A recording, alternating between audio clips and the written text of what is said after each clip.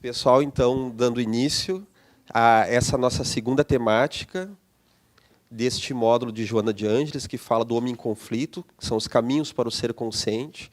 Lembrando, né, até para quem assiste em casa, que este é um dos módulos proporcionados pela Associação Médico Espírita do Rio Grande do Sul, do curso que constitui a série psicológica da Joana de Ângeles, que são 5 módulos, partindo também do pressuposto que todos que estão nessa aula aqui já fizeram o módulo introdutório, que é aquele módulo, então, que explica com mais propriedade qual é a utilização que a Joana de Ângeles faz da psicologia espírita, em que ela utiliza termos da psicologia, seja da psicanálise, da psicologia transpessoal, psicologia humanista e, principalmente, da psicologia analítica, de Carl Gustav Jung.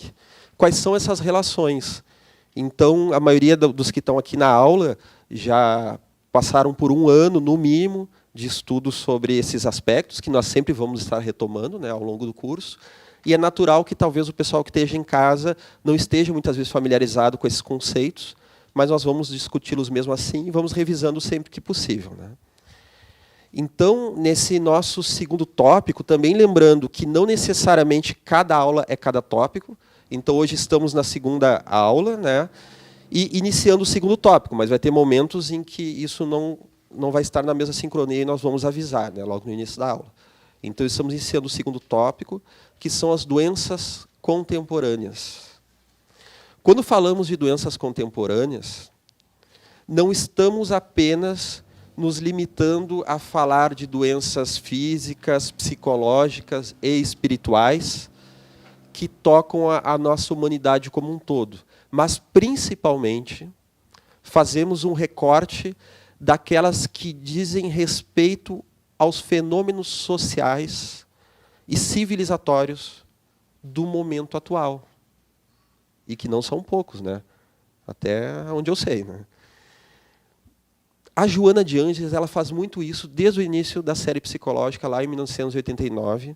Ela já falava dos excessos da virtualidade, do homo tecnológicos, que tem as suas qualidades, essa busca da tecnologia, tem o seu porquê, que nós vamos falar logo adiante, mas que, naturalmente, toda transformação social e abrupta, toda transformação urbanística, tudo que impacta a cultura, o modo de viver em sociedade, isso necessita de um tempo para ser assimilado. Então, desde o início, a Joana de Ângeles ela já debate sobre os conflitos gerados pela pós-modernidade.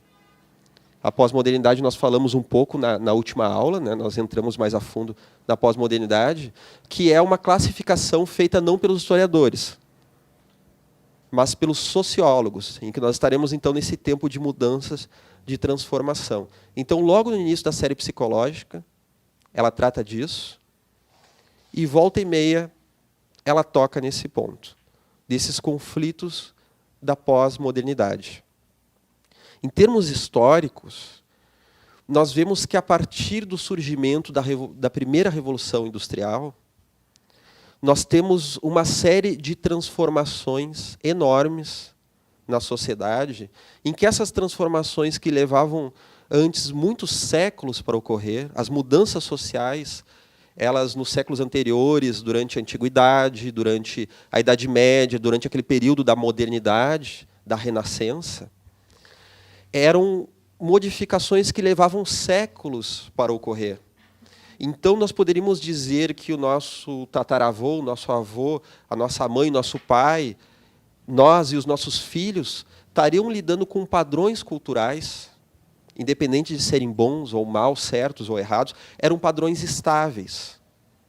E aqueles símbolos sociais pela qual o indivíduo ele ia se referenciar, aqueles ritos de passagem da adolescência para a idade adulta, do pertencimento social, os ritos da cavalaria, os ritos aldeões, os folclores locais, desde o índiozinho, passando por aquele momento que ele coloca a mão dentro do formigueiro, e, a partir dali, ele segurando o choro, né?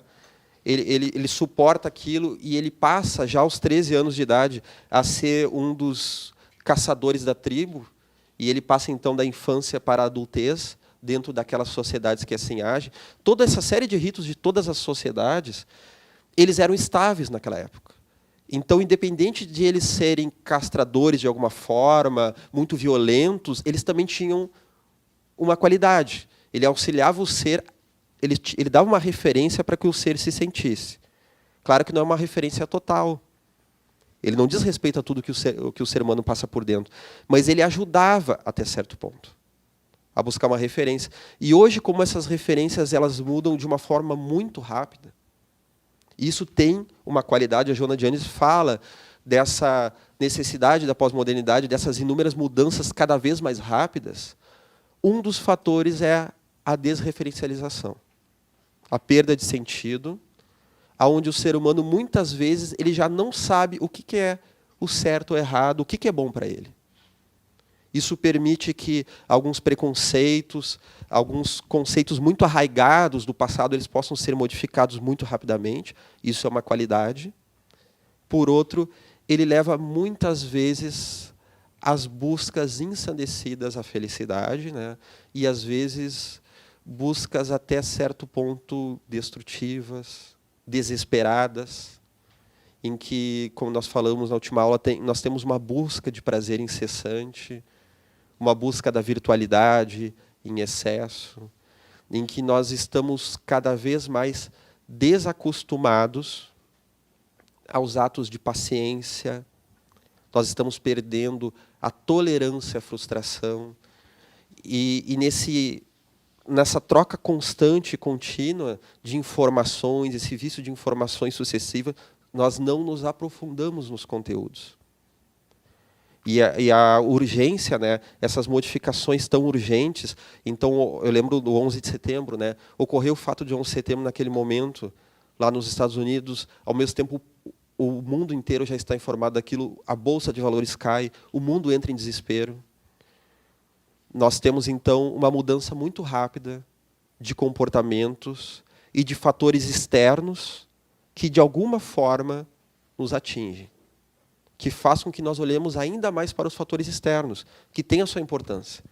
Mas nós fazemos isso de uma forma desesperada, assustada, em detrimento ao mundo interno, ao mundo interior.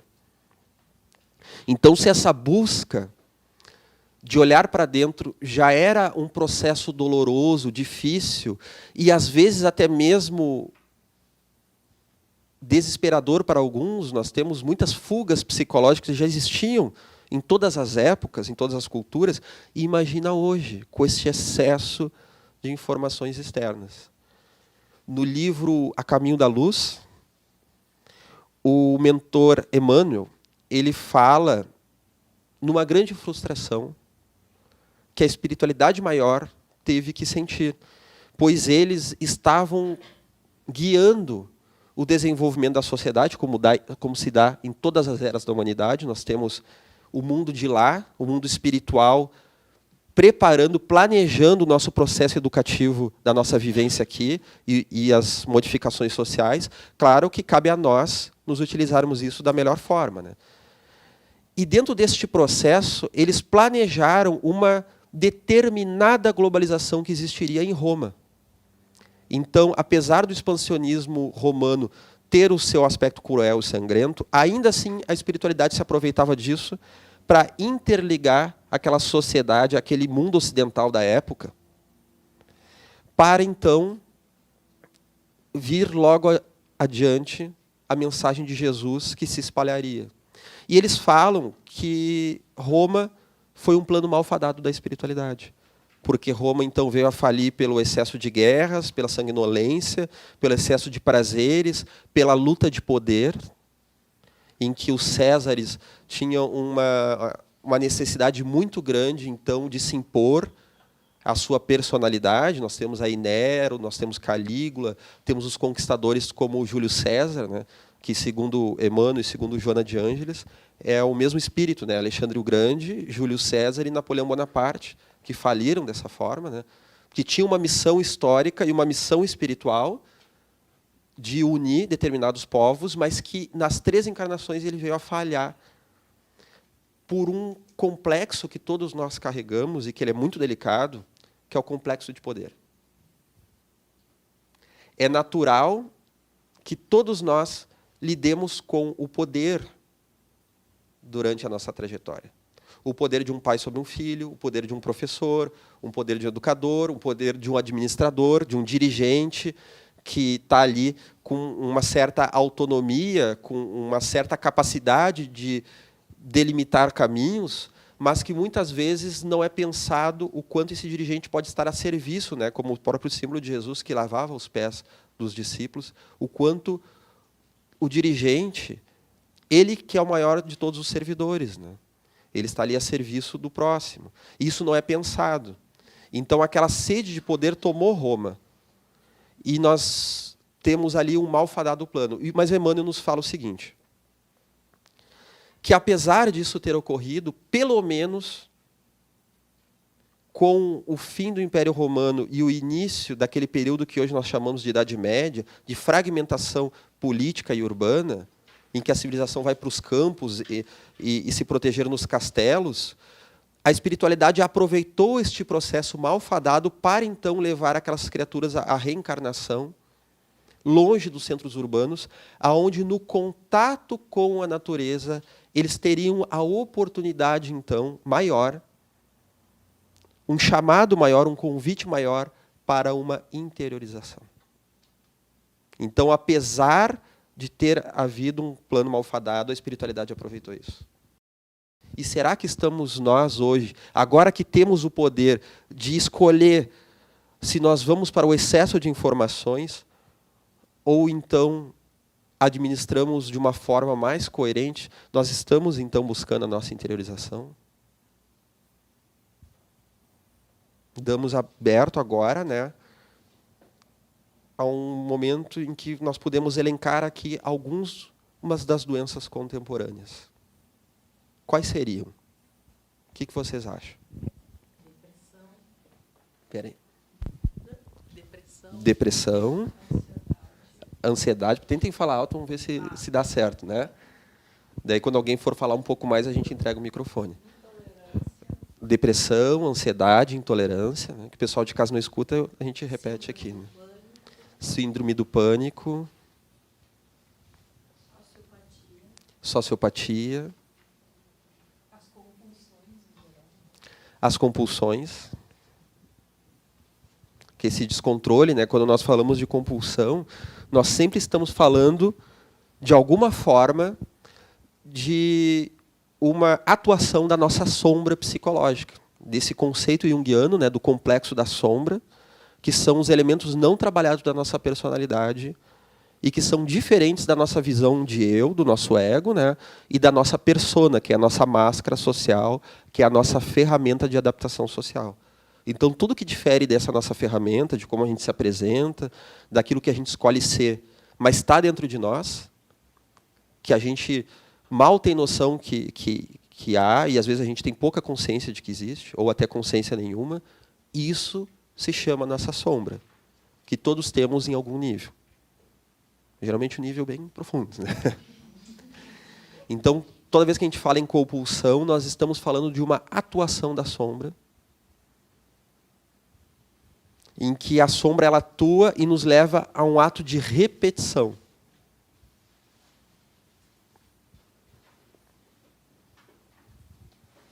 Falamos aí, foi falado do pânico, né? Síndrome de pânico, que é muito comum, em que a pessoa ela passa por um processo de morte simulada, em que ela é atravessada, atacada por um processo, muitas vezes, de mal-estar fisiológico, de pavor, de medo de morte. Passa, muitas vezes, por sinais fisiológicos, como se estivesse morrendo. Ela sente, então, que está parando o coração, que vai morrer, minha hora está chegando. Às vezes ela fala, a pessoa pode falar isso, pode achar, ela entra em pânico, que nada mais é do que um sentimento enorme de desamparo e de descontrole. No momento que nós falamos de sombra, né, pânico tem muito a ver com a sombra. Então, existe até mesmo alguns tipos de personalidade que, mais do que as outras, são suscetíveis ao pânico.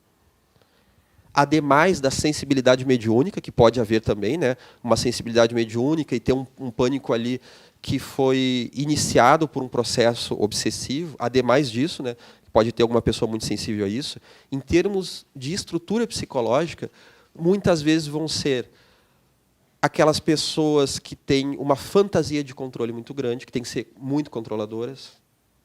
As coisas são da forma que eu quero, da forma que eu delimito. Eu sou o melhor, eu sou o número 1, eu sou o que ganha, eu sou o melhor chefe, eu sou indispensável no trabalho, eu sou aquele que sabe, que tem uma necessidade de autocontrole, mas não aquele autocontrole sadio, de se conhecer, mas aquele autocontrole que não se aceita. E essa sombra, muitas vezes, é uma puxada de tapete. Pois nós lembramos, né, que em termos espirituais, e depois nós vamos trabalhar mais à frente a questão psicológica disso, né, que em termos espirituais toda doença tem um sentido. Ela é um padecimento enorme, ela merece ser combatida, mas combatida com o objetivo do crescimento consciencial, do crescimento do espírito. Do que nós aprendemos, qual é o sinal que essa doença está nos dando? E de que forma nós podemos crescer? Nós sabemos, então, principalmente com aqueles exemplos colocados no livro Missionários da Luz, né, que André Luiz nos fala dos planos reencarnatórios, que muitas vezes um hipotireoidismo que vai levar a pessoa a engordar um pouco mais, vai levar a uma sonolência, a um distúrbio cognitivo de uma lentificação, vai ser um obstáculo para aquela pessoa, talvez ela não possa aparentar conforme ela gostaria, mas aquilo às vezes é um ganho, às vezes o espírito pede aquilo. Ele fala, olha, eu falhei em outra vida, com excesso de vaidade, porque eu era muito belo, ou era muito bela, hoje eu quero vir manco de um pé, um hipotireoidismo, e ele fala até mesmo daqueles espíritos que não necessitam disso como aprendizado, mas eles têm uma missão espiritual de uma certa importância para ele, para o grupo na volta, em que ele não quer falhar, ele não quer que a beleza atrapalhe. Então ele até tem o direito de pedir, olha, eu quero um corpo belo, mas ele prefere, não vou querer esse atrapalho nessa presente encarnação. Então aí nós vemos a beleza da alma, né? Vejam como esses padecimentos, nós temos todo o direito de buscar superá-los, desde que busquemos isso pela saúde, não apenas do corpo, que é muito valoroso, mas a saúde do espírito. Então nós vemos que, vamos voltar ao pânico, né? Temos muitas vezes aqueles sujeitos que têm uma sexualidade muito, muito forte, uma energia sexual e que não conseguem canalizar isso, né? Também temos aquelas pessoas, né, que junto a isso tiveram uma criação, que não tiveram um olhar muito fidedigno dos pais, ou muito castradores, ou então aqueles pais que não dão um olhar que dá significado, né? Então parece que eles não têm vaso para conter aquele excesso que toma, né? Então eles são atacados pelo pânico. Falamos das depressões. Quais são outras doenças, sintomas da contemporaneidade? Anorexia. Então a colega falou aqui da anorexia, depois foi falar da bulimia, né? Os transtornos alimentares. Anorexia, que é quando a pessoa passa a não se alimentar, né? Ela, inclusive, tem fantasias, né? A anorexia ela é acompanhada não só da falta de ingestão de alimentos, como do dismorfismo corporal. A pessoa se olha no espelho e se acha muito gorda.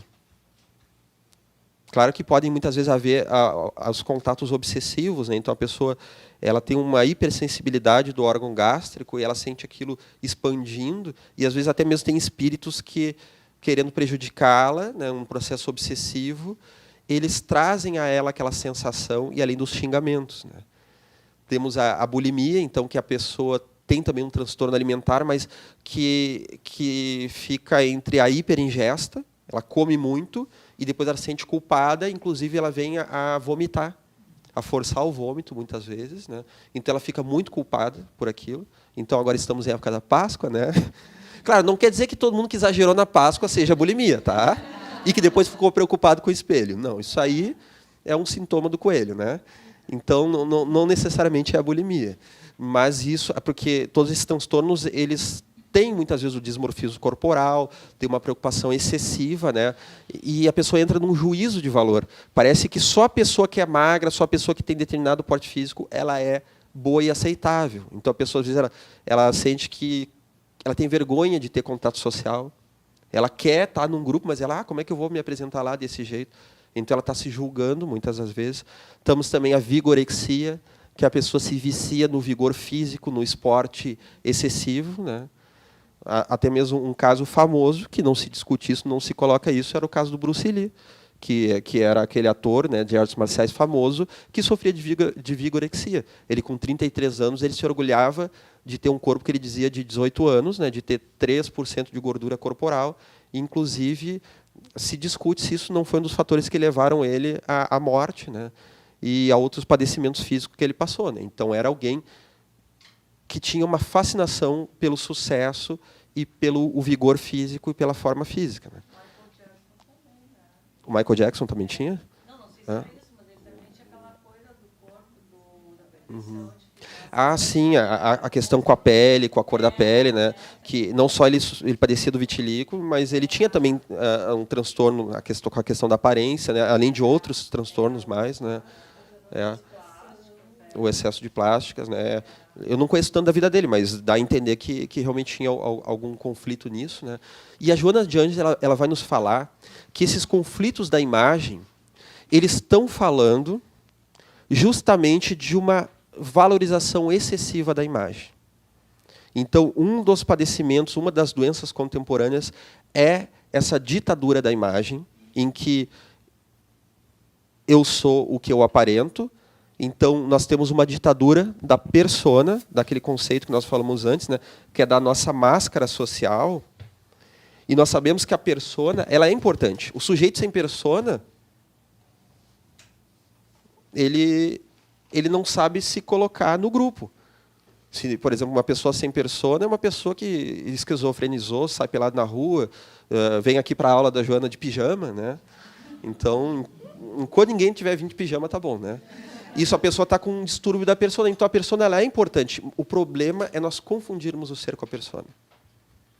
Então, aquela pessoa que chega em casa tem que ser chamado pelo juiz, né? Pelo título, né? Pelo coronel, né? Às vezes o filho não fala, o pai não tem pai, é o coronel, né? Então, até dentro de casa a pessoa tem que, ela está misturada, né? O doutor, ela está misturada com a persona, com o título, né? E os títulos eles têm uma função, de um papel social, mas tu confundir o teu ser total com aquela função é uma pobreza espiritual muito grande. Então, nós estamos numa época de ditadura da persona. E nós lembramos, então, que toda vez que a persona é enfatizada demais, e nós temos, então, uma fantasia de que aquela persona é tudo, o perfil do Facebook, né? Teve uma pessoa que me disse esses dias como é que é, minha sogra botou lá uma foto, é uma família linda, que tem muito amor nesse ninho. Mas que ninho? Estão se matando lá dentro, né? Tudo bem, vamos entender como uma vontade da pessoa, né? Não há problema em fazer esse tipo de comunicação, mas muitas vezes, dependendo do caso, nós sabemos que ali se trata de uma fantasia muito grande, de uma necessidade de mostrar o que não se é. Seja por um medo de se enfrentar, né? Seja por até mesmo uma inconsciência completa. A pessoa, às vezes, não faz nem noção de que ela não está sendo nada daquilo. E toda vez que a persona manda, quem é que está atuando? Quem? Algumas pessoas falaram o ego, né, mas o problema é mais embaixo. É a sombra. Claro, né, que daí nós vamos estar tentando inflar aquele ego, nós vamos estar tentando alimentar aquele ego que necessita ser alimentado, mas ele está se alimentando de uma forma muito bruta que não auxilia ele nesse crescimento, né? Que então nós estamos tendo uma ditadura, na verdade, da sombra. Então, tudo aquilo que a gente não quer ser, as nossas compulsões, a sombra diz respeito ao nosso lado maligno, muitas vezes o mal de nós, diz respeito, muitas vezes, a todas as picuinhas que nós alimentamos, as fofocas, né? E vamos admitir que nós não somos fofoqueiros, mas eu vou contar uma coisa para vocês. Vocês não contam para ninguém. Não é fofoca. Às vezes as pessoas, quando estão comentando, né, dá aquela vontade, eu quero ouvir, mas daí a gente, ó, o conflito de consciência. E agora, o que tu faz? Né? Socialização de informações, né? A rádio corredor, né?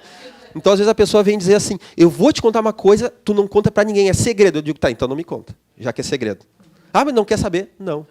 Eu me lembro uma vez, na época que eu era estudante do colégio, né, que tinha uma colega que contava o segredo de todo mundo. Ela contava assim, e um dia ela me disse assim: Alexandre, as pessoas não confiam em ti. Eu, será que ela está sabendo? Ela que sabe de todas as fofocas, ela deve estar sabendo de alguma, né? Deu por quê?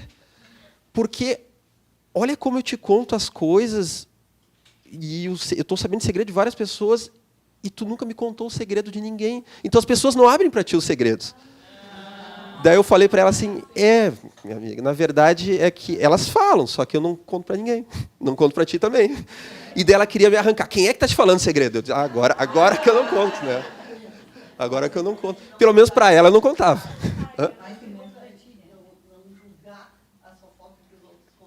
Não julgar. Não julgar. Claro que todos nós, o importante da sombra é nós aceitá-la. É aceitar que todos nós somos pessoas com inúmeras dificuldades. Muitas vezes, os espíritos mais evoluídos, as personalidades mais evoluídas, elas têm isso. Tu faz uma crítica a elas, de alguma forma, elas sabem que em algum nível elas são aquilo. Então, elas sabem que elas não estão lidando com uma inverdade. Até pode ser uma inverdade, né? Tu está chamando de ladrão alguém que não foi ladrão, está chamando de bandido alguém que não foi bandido, de assassino alguém que não é assassino, que não fez o ato, né? De agressivo alguém que não está sendo agressivo, mas a pessoa ela vai entender que em algum nível eu tenho alguma coisa disso. Mas a gente conhece a nossa sombra, melhor a gente consegue fazer essa avaliação, né? Fala de novo. Acho que quanto melhor nós conhecermos nossa sombra, porque não tem só coisa ruim na nossa sombra, tem umas coisas boas, né?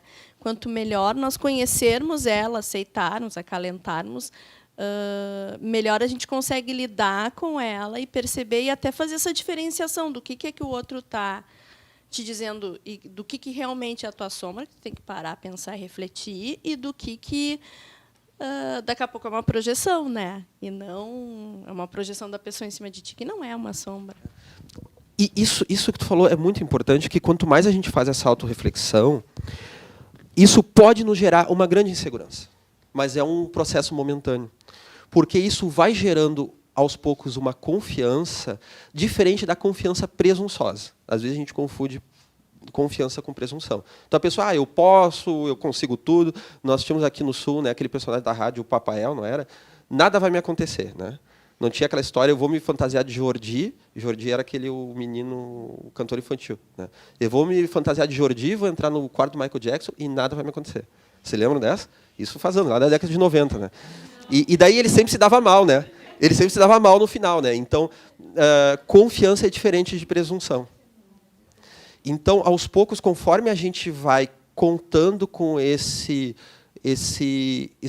explorador da natureza interna, que quer explorar esse mundo novo, esse explorador ele vai se felicitando com tudo que ele encontra de bom e também de ruim. Porque, ao encontrar um defeito, é a grande chance de, a partir dali, começar a solucioná-lo. E, aos poucos, nós vamos... Quando nós estamos em dia com o nosso eixo ego-self, com o nosso contato, então, com o self, que é o nosso eu maior, que é a nossa natureza espiritual, o nosso espírito na sua totalidade, quanto mais nós vamos nos permitindo a nossa personalidade transitória estar em contato com essa lei de Deus dentro de nós, nós, aos poucos, vamos entrando no inabitual, que é nos felicitarmos com isso. Então, uma coisa que, em alguns momentos, vai nos assustar, olhar para a nossa sombra, depois vai nos felicitando. E nós vamos entrando num tipo diferente de confiança, que não é aquela confiança que nós temos que nos afirmar. Eu lembro daqueles momentos que Joana de Ângeles dizia para o Divaldo, né, não te defenda. Jamais te defenda. Então, houve um momento que ele foi acusado, né, de plágio por alguns espíritas. Ele até não foi aceito aqui no Sul durante um momento, durante uma época, né, que diziam que ele tinha plagiado o Chico nos livros, que quando ele assinava o nome do espírito Manuel Filomeno de Miranda, ele estaria copiando a série A Vida no Mundo Espiritual de André Luiz. Isso só cessou quando o próprio Chico Xavier, dando passagem ao espírito Emmanuel, né, o Emmanuel prefaciou um dos livros do espírito Manuel Filomeno de Miranda, em que, nesse prefácio, ele nos diz, então, que é natural que as coisas sejam semelhantes, né, porque fala-se de fenômenos semelhantes no plano espiritual. Então, algumas coisas naturalmente vão se repetir. Então, nessa época que ele foi perseguido, ele estava muito angustioso, antes que acabasse essa perseguição. Ele perdeu quilos, né? Ele estava adoecendo, e ele foi colocado diante de uma roda, né, que fez certas acusações a ele, e a Joana de Ângeles falava para ele assim, não responda. Tu não tem necessidade, né, de responder, porque essa necessidade incessante de resposta era, muitas das vezes, a confirmação que os seus detratores precisavam. Então, muitas das vezes, nas nossas relações sociais, nós pecamos pelo excesso de explicação. Tem situações que necessita que a gente se coloque, né? Se for intimado, se for colocado alguma coisa errada, a gente vai ter que responder de alguma forma.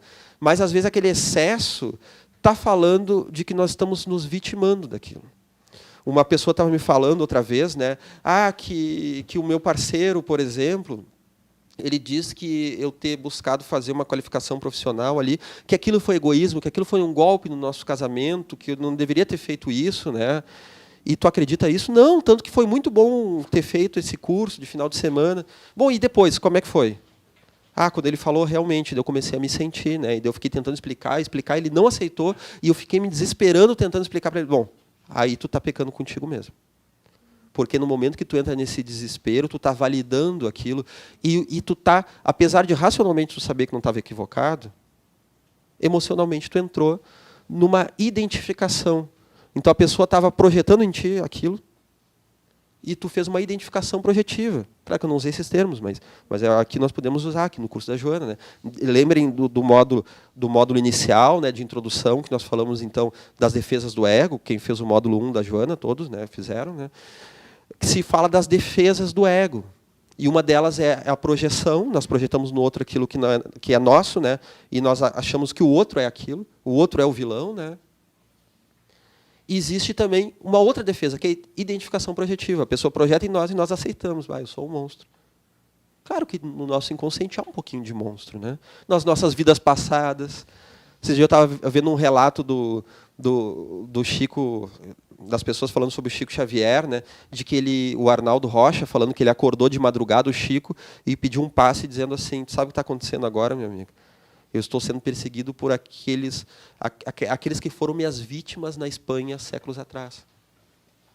Então, se o Chico Xavier, que era aquele exemplo, né, há séculos atrás teve as suas vítimas na Espanha, eu não quero nem olhar a conta. Tem coisa que é melhor a gente esquecer, não saber agora, mais para frente.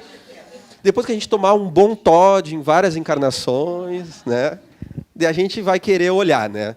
Por enquanto não é bom olhar tanto, né? Então, estamos falando dessa sombra, e quanto mais há um império da imagem, há o império da sombra. Há uma inconsciência, e não por acaso, vejam bem, não por acaso, nós temos um crescimento exponencial da virtualidade, década de 90, primeira década dos anos 2000, e cada vez mais o mundo parece que está retornando, como eu falei na aula passada, aquilo que tinha no início do século XX, dos extremismos. É o extremismo político no Brasil, né? É o extremismo mundial, em que nações superpoderosas se ameaçam, né? Colocando em jogo a segurança do planeta inteiro, a segurança física, né? Mal sabem eles das verdades espirituais. Daqui a pouco vão nascer gêmeos chipófagos, né? Vão nascer grudados em vidas futuras, né? Porque se nós não temos a obrigação de amar, talvez, aquela pessoa que amar como um amigo, aquela pessoa que nos desafia, que amemos como um inimigo que está nos dizendo muitas coisas sobre a nossa sombra. Ele pode estar nos acusando de algo que a gente não é, sabe-se lá se não está falando do nosso passado, de outras vidas. Cuidemos com o processo de culpa, né? Tem gente que é assim, eu devo ter sido em outra vida, então pode xingar. Não, isso aí é masoquismo, pelo amor de Deus. Posso ter sido em outra vida, mas se esse xingamento não diz respeito, né? Bom, obrigado pela colocação. Talvez eu não concordo com isso, né? Nós temos o direito de não concordar, mas que possamos então perdoar aquele agressor, que ao perdoar ele nós já estamos crescendo e diluindo a nossa sombra psicológica e a nossa sombra da personalidade que nós fomos em vidas passadas. Então estamos no excesso do virtual. A Joana de Ângeles, ela coloca isso em vários momentos, né, do livro O Homem Integral. E ela vai nos falar, deixa eu ver em qual deles ela fala, no Despertar do Espírito. Depois nós vamos, inclusive, colocar na internet qual é o programa, né, das aulas, para que as pessoas que quiserem ler também, para se preparar para as aulas, ler os capítulos que nós indicamos. Né. Qual era mesmo o capítulo do O Despertar do Espírito? A introdução do capítulo 3, né? Aquela pequena introdução que ela faz antes de desenvolver o resto, né, no livro O Despertar do Espírito, em que ela vai falar justamente que nós estamos perdendo capacidade de reflexão, de olharmos para dentro. Como Joana diz no livro Momentos de Meditação, que é um outro livro, né, que não foi pedido para hoje, ela fala que o ser humano tem necessidade de vida interior, de olhar para dentro, dos momentos de meditação. No livro também Encontro com a Paz e Saúde, e principalmente no outro livro chamado Momentos de Consciência, ela vai nos falar sobre fazer este silêncio interior, naquele capítulo que ela fala dos contatos extrafísicos, das nossas capacidades mediúnicas e intuitivas, né, de como nós temos essa carência de vida interior, de olhar para dentro, né, de fazer essa reflexão, de olhar para o mundo interno. E o reflexo, né, já fala do espelho, a capacidade reflexiva. Quando estamos falando de sombra, alguns minutos atrás eu falei o seguinte, né, como é importante nós assumirmos a nossa sombra. Às vezes a gente entra, estamos aqui numa sala de aula, né? Nós entramos numa sala de aula, muitas vezes parece que, quando estamos envergonhados, quando estamos conflituados, parece que todo mundo vai olhar lá na nossa alma. Né? Parece que assim, a pessoa vai ver que eu estou ansioso, principalmente quem tem transtorno de ansiedade. Pronto. Quem tem transtorno de ansiedade tem duas características que se juntam a isso. A necessidade de esconder e a sensação que está todo mundo percebendo. Então, a pessoa está ansiosa e ela acha que está todo mundo percebendo. Né? Então, ela quer esconder, ela quer disfarçar a todo custo essa ansiedade. Então, muitas vezes, quando essa característica está muito frequente no nosso dia a dia, cuidado.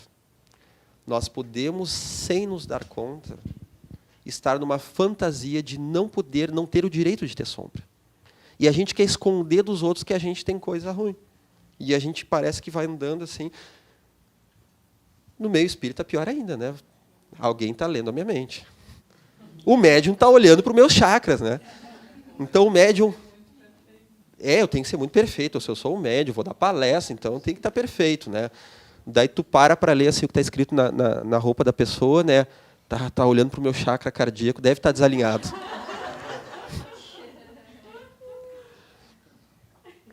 Claro que as pessoas dotadas de evidência, de sensitividade, de intuição, nos mais variados níveis, elas também são convidadas a conviver com a dor e saber o quão natural é respeitar os conflitos das pessoas. Né? Não se violentar, não entrar em escândalo por causa dessa capacidade de visão, por causa do olho. Né? Não vai entrar em escândalo por causa disso. Né?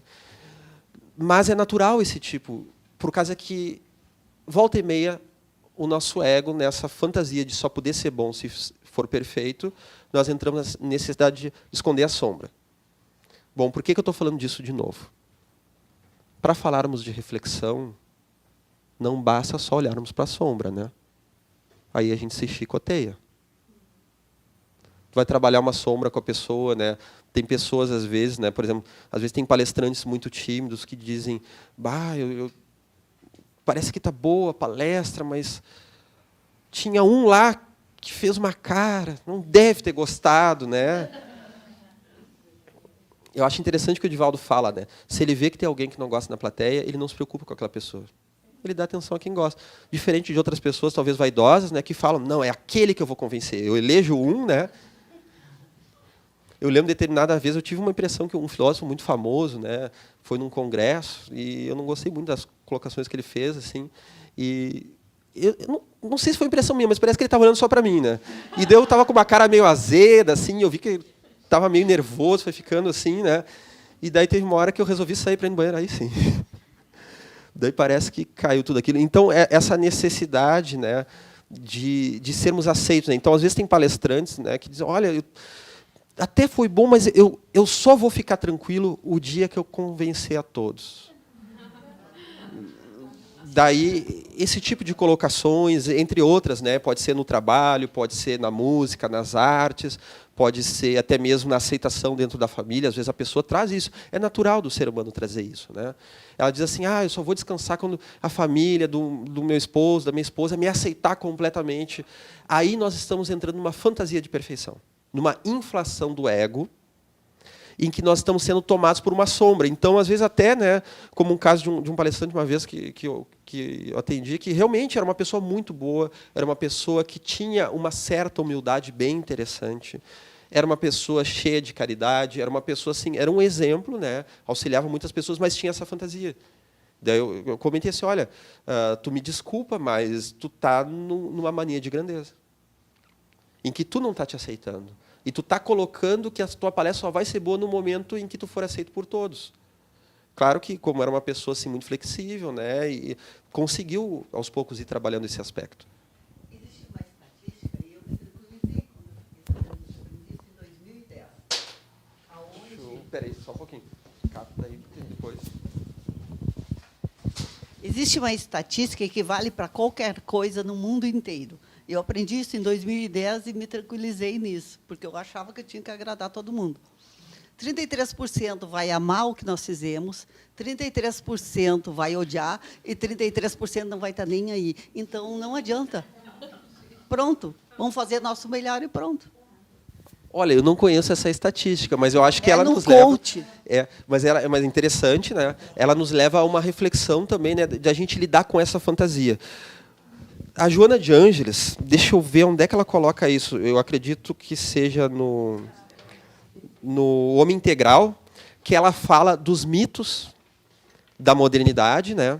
E tem um determinado momento que ela cita o mito de Perseu ao enfrentar a Medusa. Né? E esse é um dos grandes mitos, inclusive usado por Jung, né, na psicologia analítica, para falar sobre esse contato com a sombra. Porque no momento em que nós contatamos a sombra, o grande risco é nos identificarmos. Por que eu falei esse caso do palestrante? Se ele tivesse tido, nesse momento, uma identificação com a sombra, o que ocorreria? Ou ele se sentiria completamente esmagado por isso. Então eu sou um crápula. E utilizaria isso para se chicotear. Ou correria também o risco de chutar o pau da barraca. Que é aquele momento que a pessoa diz, então quer dizer que eu quero ser vaidoso e famoso, é isso que eu vou fazer. Então quer dizer que eu não consigo ganhar dinheiro, não consigo trabalhar. Eu tenho, alguns casos, né, eu tenho inconscientemente uma necessidade muito grande, né, de competir e de enriquecer. Então é isso que eu vou fazer. Acabou, né, xingamento para tudo que é lado. É uma identificação com a sombra, é o grande risco. Ou a petrificação ou a identificação.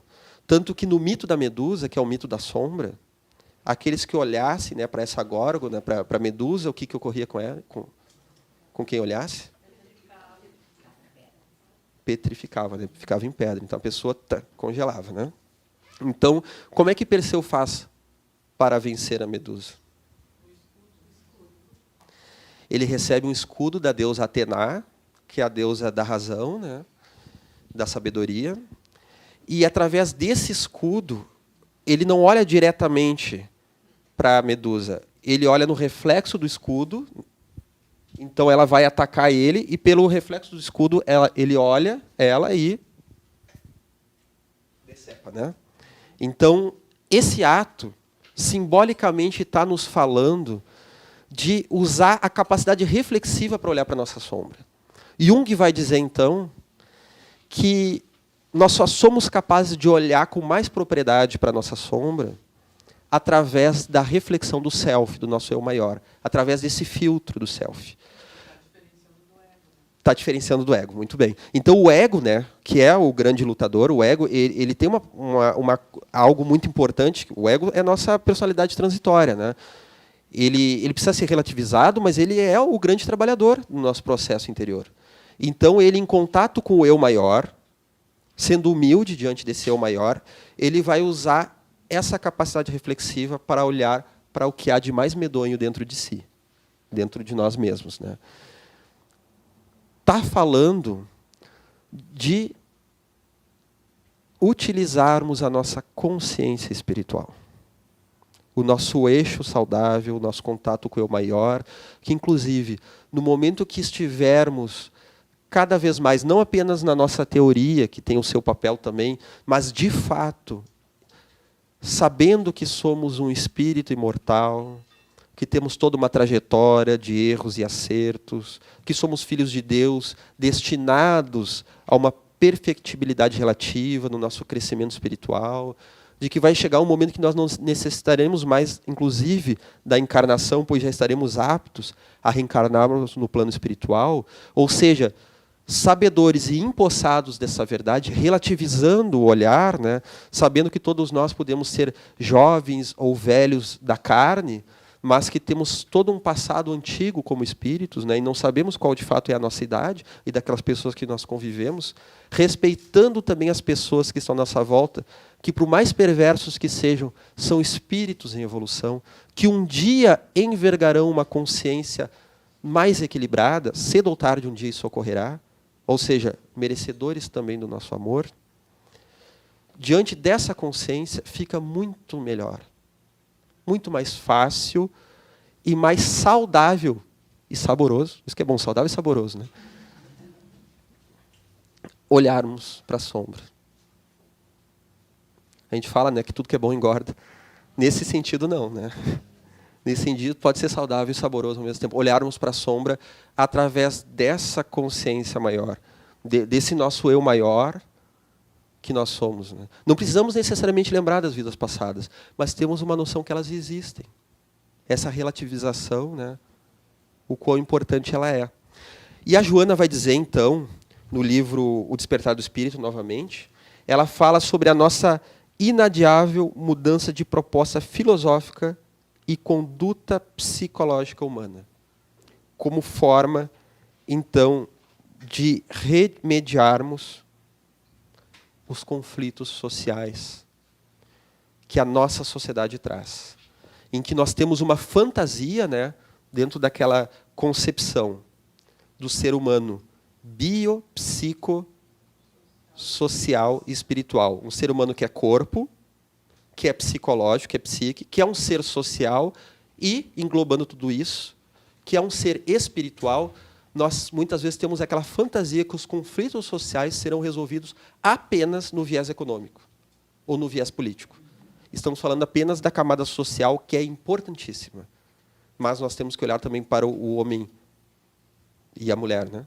O ser humano psicológico, o ser humano biológico e o ser humano espiritual, né? Nós, inclusive, passamos, né, por conflitos sociais naturais. Qualquer época. Quem está ouvindo essa gravação pode ouvir essa em qualquer época da história do Brasil, que isso se coloca, né? Então, esses conflitos sociais, eles também são um convite a pensarmos na reencarnação. Já que no livro A Caminho da Luz, voltando a este livro, né, Emmanuel nos fala que, assim como o dirigente do Brasil, vocês sabem quem é o dirigente do Brasil? O espírito Ismael, né, na espiritualidade, aquele que comanda a civilização brasileira desde antes de ela existir, na espiritualidade, o anjo Ismael, ele, ao receber a reencarnação de muitos daqueles precursores do espiritismo na França, né, na virada do século, nós temos uma vinda de espíritos que estavam encarnados na França, que depois vão reencarnar no Brasil. São Luís, que é o protetor espiritual da França, ele pede que, pelo menos, então, já que o Brasil receberia esses importantes espíritos, que possa, por caridade, receber também aqueles espíritos endividados que, durante a Revolução Francesa, neste momento tão importante dos direitos humanos, em que a espiritualidade preparou para que se desse um salto consciencial na humanidade, houveram muitos de nós, muitos de nós, que nos excedemos na violência e no combate aos inimigos, aqueles que se comprometeram negativamente pudessem também ser recebidos pela pátria brasileira. E aí pode-se entender um pouco melhor os conflitos sociais e políticos que têm o seu valor, têm o seu papel, têm muitas vezes um ganho, mas tem muita doença psicológica nisso. E muitas vezes isso não começou agora, há décadas atrás, começou há séculos atrás, em reminiscências reencarnatórias, revanchismos, que antes eram resolvidos à base da guilhotina. Então, que nós possamos envergar a proposta do amor, a proposta do perdão, para também nos conhecermos diante dos conflitos sociais. Até não falamos hoje de tantos outros, né, mas que vamos falando ao longo das aulas, né, falamos na última aula e vamos falar em outras, né, do excesso da virtualidade, nós falamos um pouco na aula passada, né, da necessidade de estar sempre recebendo informações, de estar sempre recebendo, como posso dizer, ser gratificado o tempo inteiro. Sempre estimulado, necessidade de estímulo constante, que, segundo a Joana coloca, né, até esse transtorno ansioso, a ansiedade nada mais é do que uma instabilidade em relação às conquistas planificadoras, como falamos na aula passada, né? E daí nós vemos só as conquistas externas desse mito da persona. Estamos vivendo a época do mito da persona, o mito da imagem, em detrimento ao mito de vitória sobre si mesmo, da individuação, dos caminhos até mesmo do mito do herói, porque às vezes nós nos identificamos com o herói, que tem que vencer os monstros exteriores, e não lembramos que em todas as mitologias do herói, desde Perseu, desde as mitologias japonesas, egípcias, medievais, como também no símbolo do rei Arthur, como na mitologia até moderna de Guerra nas Estrelas, Star Wars, que são os mitos contemporâneos, sempre o herói ele começa a lutar por um processo externo, mas ele tem uma luta interna. E ele passa por processos de descentralização, onde ele cai do cavalo, ele se confronta com a própria sombra, né? E ele passa a lutar por uma verdade maior de autocompreensão, de conquista interna, né? Então, o herói, no seu mito completo, ele tem que passar pela inflação e pela deflação, né? Pela crise, para então se superar. A colega levantou o dedo, nós já estamos chegando no final, tem 2 minutos, né? E a hipertensão também entraria nessas... A hipertensão se entraria nessas doenças contemporâneas? Com certeza, porque mesmo ela estando num nível fisiológico, nós temos o fenômeno da doença psicossomática. Pois nós sabemos que todos nós somos indivíduos psicossomáticos, ou seja, que transformamos elementos não trabalhados na nossa psique numa reação orgânica, o perispírito, né, os conhecimentos que André Luiz traz sobre o perispírito estão aí para nos explicar este aspecto, né, de o quanto o corpo ele filtra o nosso espírito, ele muitas vezes ele vai afunilar questões não trabalhadas no espírito, né, até mesmo doenças genéticas já são programadas pela necessidade evolutiva, um câncer que a pessoa vem desenvolver, um problema na tireoide, uma cegueira, um problema neuronal, muitas vezes tem a ver com um processo simbólico já de vidas passadas, como até mesmo do nosso comportamento atual. O corpo responde. E algumas são ainda mais suscetíveis ao aspecto psicológico. As questões da pele, as alergias de pele, o vitiligo, outras tantas, né? Psoríase. Nós temos as questões do estômago, né? A hipertensão, né? Que fala também, muitas vezes, o indivíduo hiperativo, e no livro O Triunfo Pessoal, que a gente falou pouco hoje, mas ele está embasando, principalmente no contato com o self, ele está embasando a nossa fala de hoje, né? O livro Triunfo Pessoal, ela vai falar sobre aquele momento que nós ficamos muscularmente tensos, prontos para tudo, né? E a hipertensão está falando de uma tensão, né? Simbolicamente, o que é tu estar tenso? Nosso músculo ele fica tenso quando ele está pronto para entrar em ação. E no nosso sistema circulatório, ele acaba, então, sendo alvejado pela nossa qualidade da nossa casa mental. Mais uma vez, então, chegamos ao final dessa aula.